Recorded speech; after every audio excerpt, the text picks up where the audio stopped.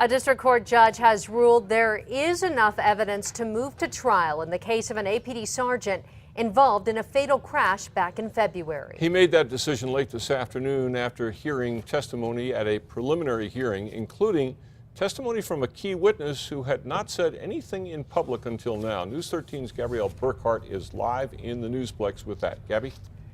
Dick, 21-year-old Ashley Browder was killed in the crash. Her 19-year-old sister Lindsay survived. Today, she took the witness stand. 19-year-old Lindsay Browder in court to recall the night that put her in a wheelchair. She was driving this Honda CRV February 10th when APD Sergeant Adam Casaus sped through a red light and crashed into her, killing her older sister Ashley. Browder recalled the moments before the crash.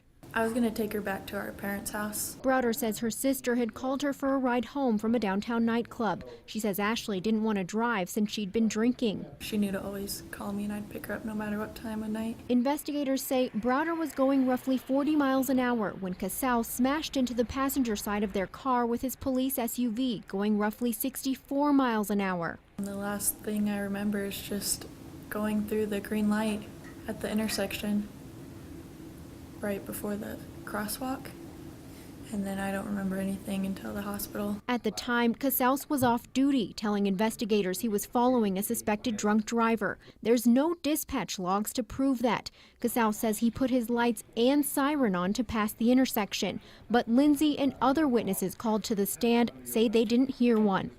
Did you at any time hear any sirens? No, sir. Your radio was off at this time? Yes. Jana Villanueva was stopped at the intersection right before the crash. Did the police vehicle ever slow to the intersection? No.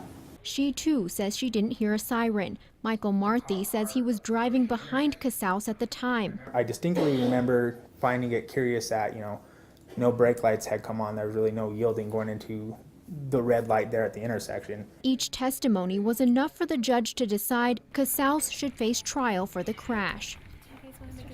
After the hearing, Casaus was arraigned on a vehicular homicide charge. He pled not guilty. There's no trial date set yet. Back to you.